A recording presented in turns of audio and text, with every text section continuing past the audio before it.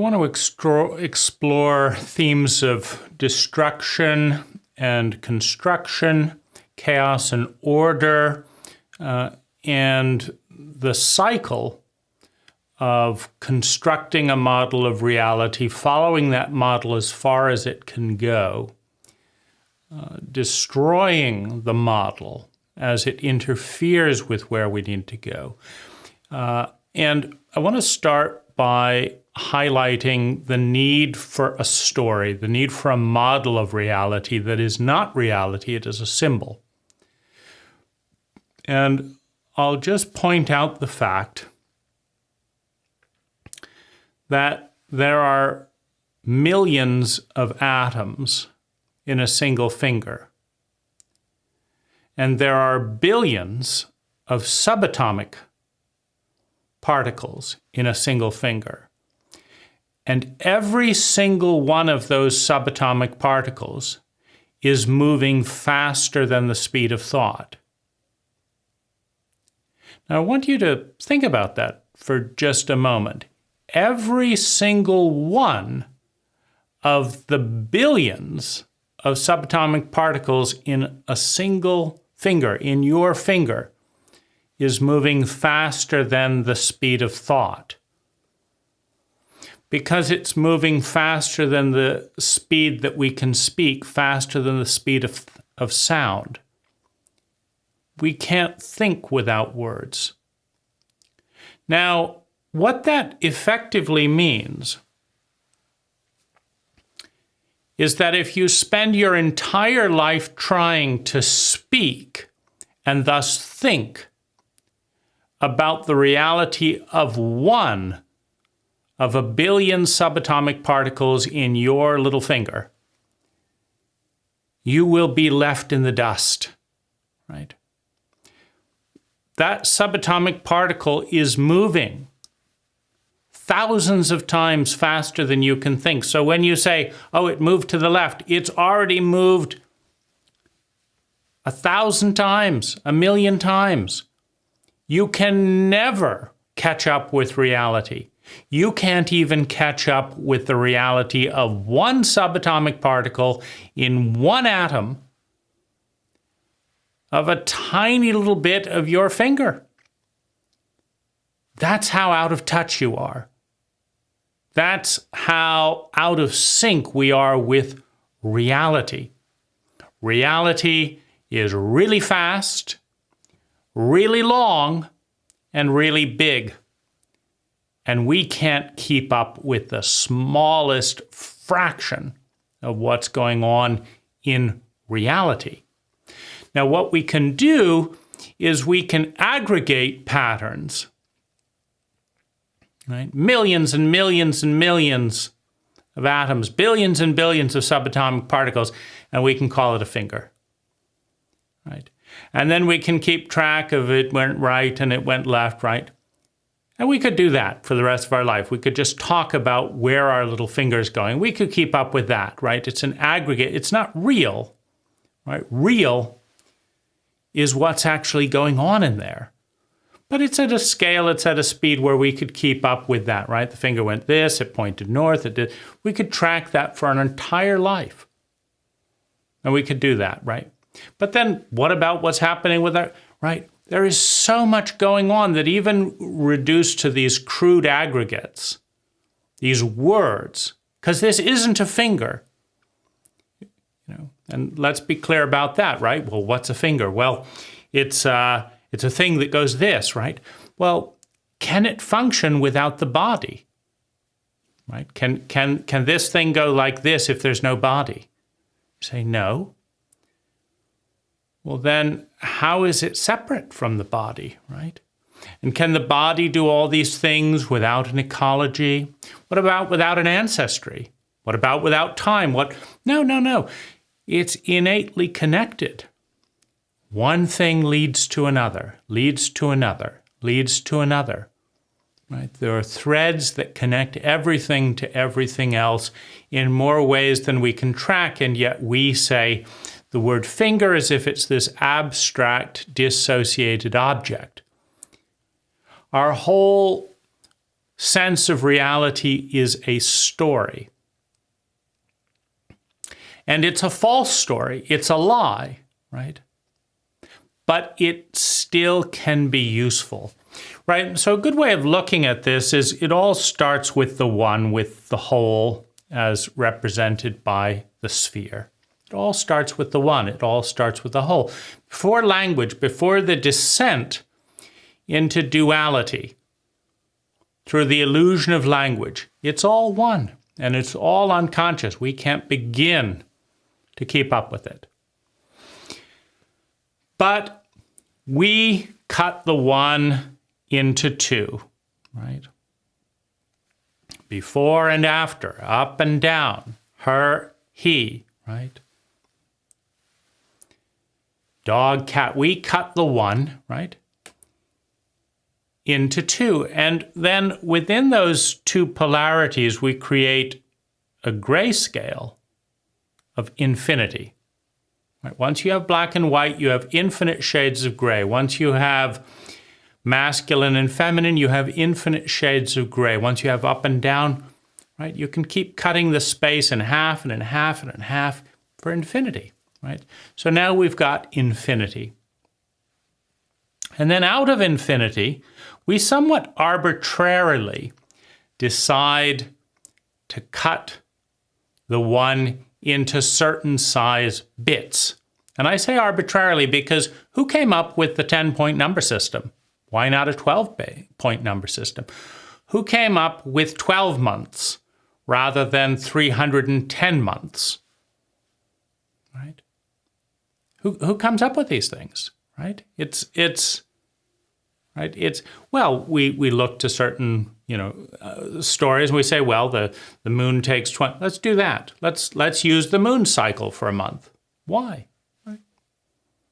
Why not use the North Star cycle for for a period of time, or any number of other things?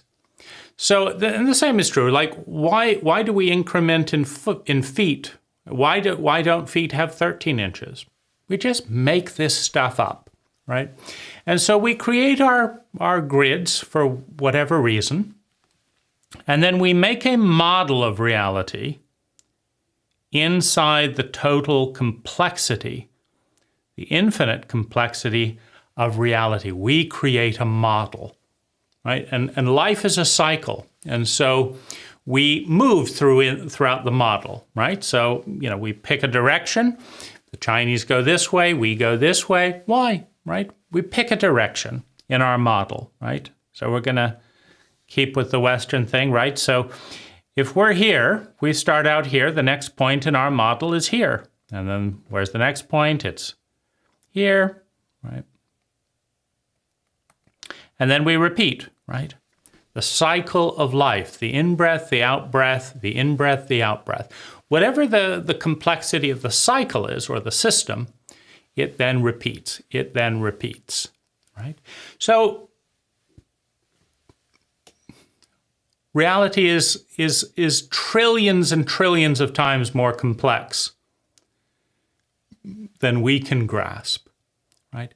So we reduce that all down. We take the infinite vastness of the circle, we divide it by 4, we get 4 points, right? And here's our model of reality. Now, every cult, every culture in human history has had a model of reality. There have been 10,000 cults, 10,000 cultures, all making up beliefs. The god Raj, the god Zu, the god V, the god God, the god Jesus. They all make up their gods. Right? They all tell a story. The earth came out of a turtle, the snake bit its tail. They all come up with their story. It's wonderful. And they all invent words, right? They all come up with different words, 10,000 languages. And words are just symbols that we attach to blobs or very chaotic patterns of reality. We say, that's a car. But why is it different than that and that and that? It's older, it's newer, it's this, it's blue, it's black. That's a car, right? We attach symbols to reality. And we then work within the model that we've constructed for reality. And we reference what? We reference the network. We reference our cult. Why? Because of the network effect, right? If one person uses a currency in the world, it's useless. If 1 million people use the currency in the world, it's somewhat valuable. If 5 billion people will trade in that currency, it becomes incredibly useful. Well, words are a currency. Models of reality are a currency, right?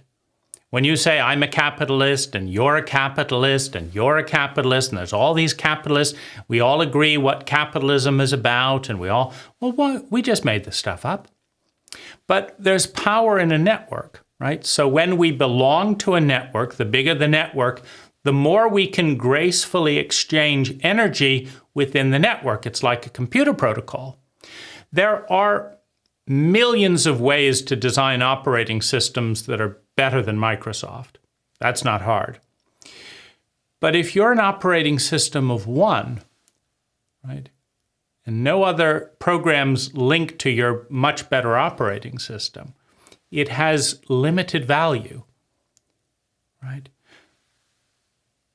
But if you belong to a crappy operating system and billions of people are using that operating system, the crappiness of the operating system is offset by the fact that anyone using that operating system just connects easily, right? So we fall into the spell of our cult. We drink the Kool-Aid and we copy, we repeat, we clone. I'm a Republican, I'm a Democrat, I'm a this, I'm a that. Why? Well, there's so many other variations, but you're part of a network, and networks are as powerful as the possibility field within that networks. Networks are as valuable as the possibility field within the network, right?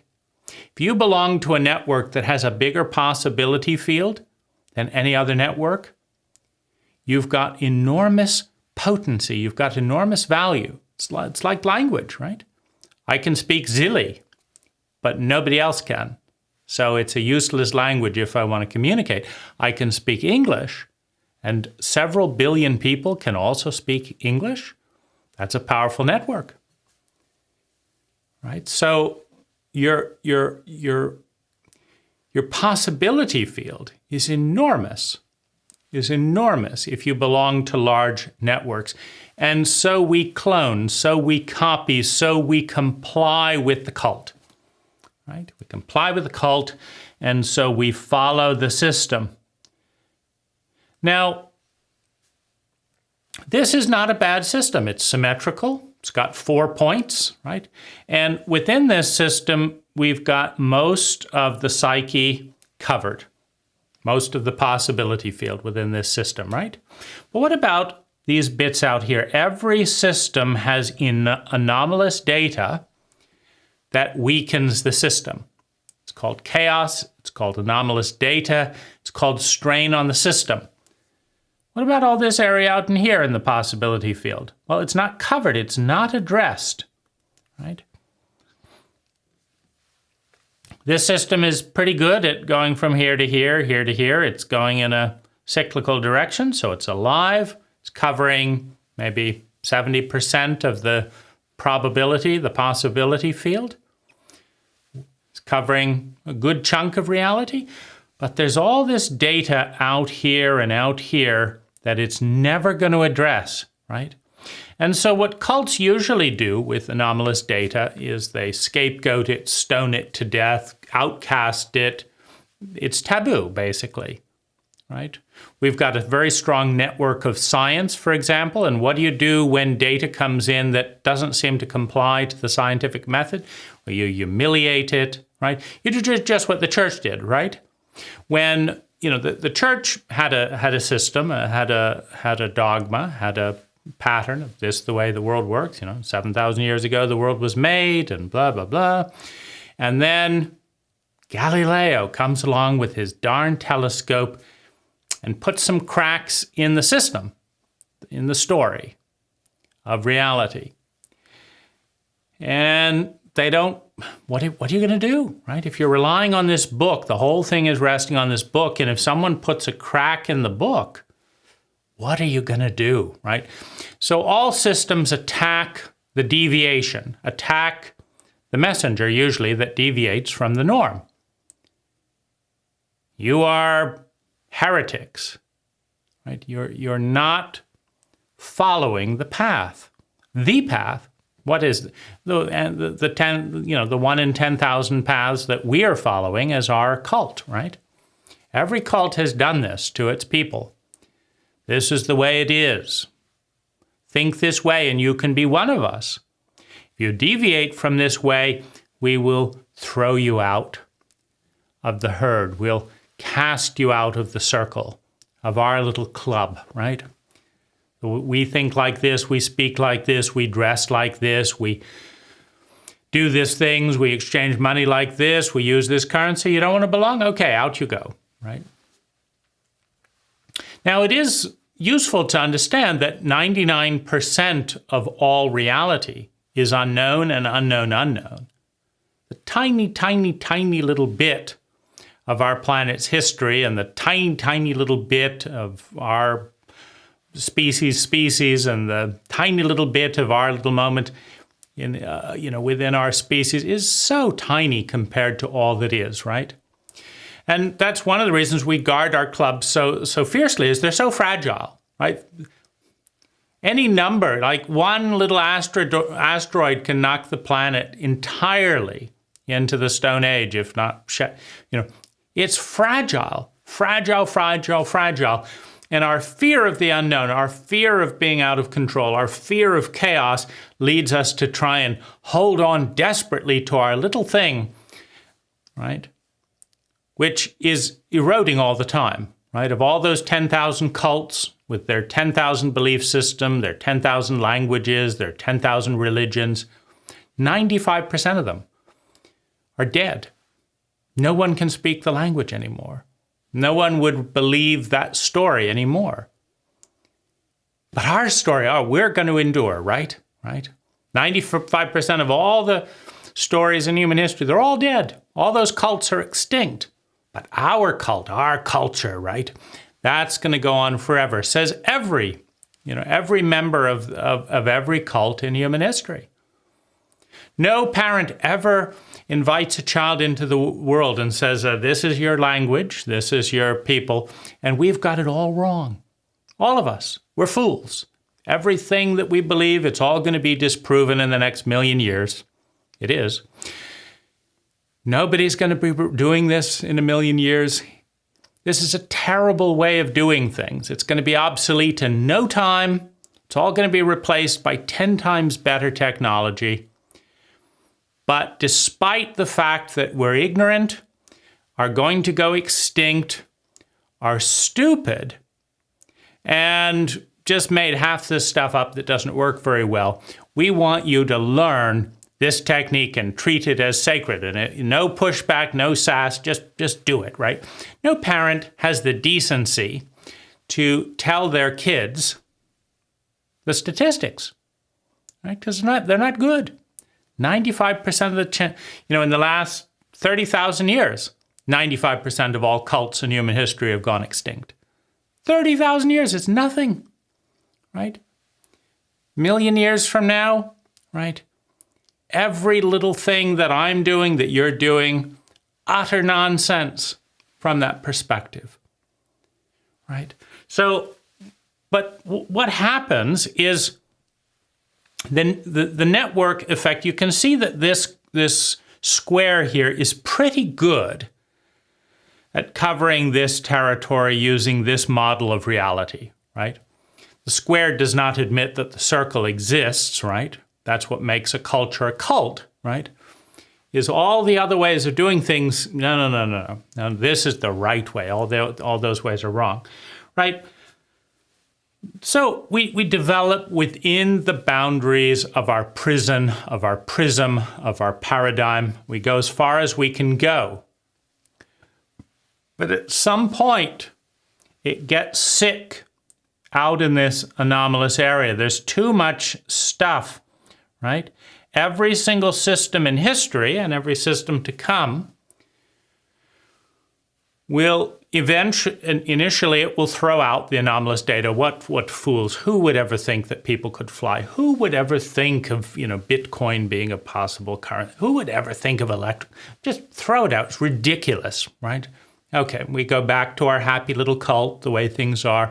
But then the anomalous data builds up, right? It's not so ridiculous anymore. This person said, okay, maybe one day, but if God had meant people to fly, surely he would, have given them wings and all this stuff. And the big auto companies, if there were ever going to be an electric car, they would know. Just right, don't ask questions. So, but the data keeps coming in, right? Right? And eventually, it puts pressure on the system. It puts pressure on the paradigm. The anomalous data builds up, and more energy has to be spent by the cult to push out the anomalous data. No, that's your own fault. You're just not doing it properly, right? We are good Christians, but poor people have to work hard, right? But they're bad people. They're not working hard enough, right? We're not going to give them handouts and this. But oh gosh, the homeless people keep growing and this, right? And so eventually, one of two things happens. Either the system expands, right? This would be an iterative model of the system, right? So it becomes more complex. It evolves from a 4-point system to an 8-point system. And as you see, it's including now this anomalous data, right? There's anomalous data here and here. It's now included in the new system, right? It's evolved from a 4-point system, arbitrary, but into an 8-point system, right? Now the pressure is removed, right? So the system has evolved. But some systems are so dogmatic and so fragile and so traumatized and so paranoid, they can't evolve, right? The fundamentalists, the extremists of every system are highly traumatized individuals within that system. And a traumatized individual has a number one deity, a number one rule, that they never want to feel that way again. I never want to feel so helpless. I never want to feel so dumb. I never want to feel so powerless. I never want to be in someone else's control again. And so I want to be in control. And the best way I know how to do that is to belong to a cult that's very rigid and very clear, and then do the same thing over and over and over again, and no change, right? Because if I keep doing the same thing in the same place with the same people, the results are pretty predictable. But as soon as I start introducing variables, then I could end up surprised again, shocked, traumatized, and there's that feeling again. Overwhelm, terror, pain, loneliness, help. I never want to feel that way again. So I'm going to hold on to my system, right? And so these are fragile systems, because all systems need to change. Right, but if it's not in this 2,000-year-old book, that's out, right? That's a fragile system. Data is going to keep accumulating, and so people are going to leave that network, right? Or something else happens. The data builds up and the system collapses. The system collapses.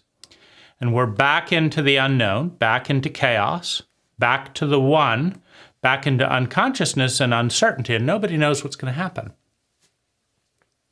So when we're stuck in that rigid sense, and we need to get into this territory, when the next step of our evolution is in these points over here, then the people that are ostracized by the status quo, by the system, build up and resent and tear down the system that's ostracizing them. That is the nature of life, right?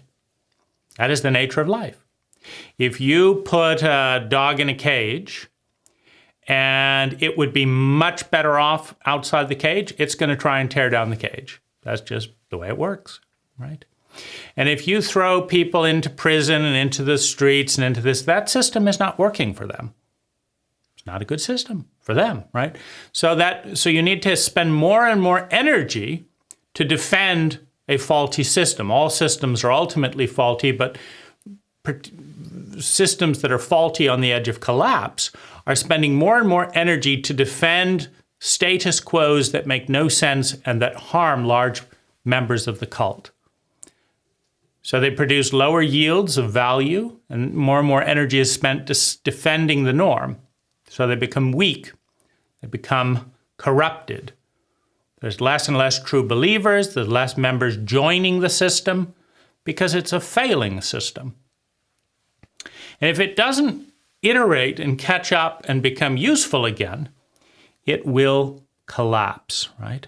Now, this puts every person in the system in their greatest fear. The greatest fear is the unknown. And as a result of being an unknown territory, being out of control, and as a result of being out of control, being vulnerable to trauma.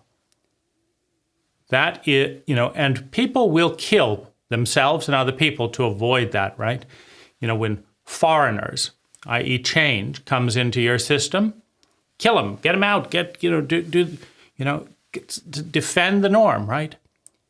People will kill themselves, their families, their children. People will lie, people will steal, people will do almost anything to hold on to an illusionary sense of certainty that they are where they are within the, maintaining control within an existing system, regardless of the information coming in that says that they might have something wrong, right? No, I'm not, that you're lying, you're, paranoia, right? And so we descend into chaos. We descend often into hell, sometimes into civil war or war. And then a new system comes out,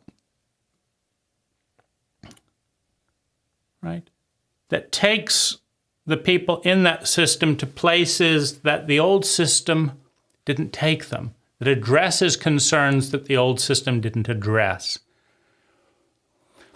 And it lasts a certain number of years, and then it either evolves or it collapses, and then we have a new system, right? Right. They're all made-up systems. They're all lies. They're all symbolic. They're all metaphors. They're not real. But because our human mind cannot keep up with reality, cannot keep up with truth, can't even keep up with the truth of a single subatomic particle in a single atom in a single bit of their finger. These stories are necessary. Mythologies, fairy tales, cults, cult dogmas, religions, they're all stories. But the question is not if they're ultimately true. They're not. None of them are. The question is in the larger cycle of evolution and in the spiral of life, are they taking life in a more complex, in a more graceful, in a more sustainable, in a more intelligent direction? Now, intelligence is measured by the efficiency with which a human being creates sustainable well-being. Intelligence, human intelligence, is measured by the efficiency with which a human being is capable and willing and able to turn time, money, and natural resources, energy, into sustainable well-being. Someone that takes a little bit of money, a little bit of energy, and a little bit of natural resources and creates massive amounts of well-being for themselves and others. Highly intelligent person. Right? Someone who cuts down whole forests, spends billions, works feverishly 12 hours a day, and is miserable, and creates massive amounts of misery in the enterprises around them, is dumb. Right? Is not intelligent. Every human being wants to feel sustainably better and wants to avoid feeling chronically worse. An intelligent one pulls that off with very little energy. A fool flails around endlessly and ends up feeling worse. Right? Many of us in the West are fools. 12-hour days, more energy consumed than per capita than any cult in human history. enormously wealthy and depressed, lonely, miserable. We are fools, right? And in other words, our stories, the story that, making lots of money, having lots of things was going to do it all, is crumbling, right? It's rare within life's history to have suicide, but we've got suicide within the human species. We've got lots of people thinking about suicide. Meaning, while we're consuming 1,000 times more money and natural resources than a walrus, we are also, in many cases, 10 times more depressed and unhappy than a walrus, right? So we're going backwards, right? So our model isn't working. So it's beginning to fray and shake at the edges, as all models do before they crumble, right? And will it iterate in a seamless way and evolve into something more intelligent, or will it collapse? That is unknown, and that's frightening. So we go into the despair and all of that, and then we create a new model, right? Why not a model like that, right? Right? A new model, more complex, more symmetrical, that covers more things, right? And then once we're done with the pointy model, what about this model, right? Let's connect the bits here, right? We create models, and each model has an efficiency factor. It does a certain amount of transformation of time, money, and natural resources into a certain amount of sustainable well-being. That measures the intelligence of the model and the intelligence of those people who create it.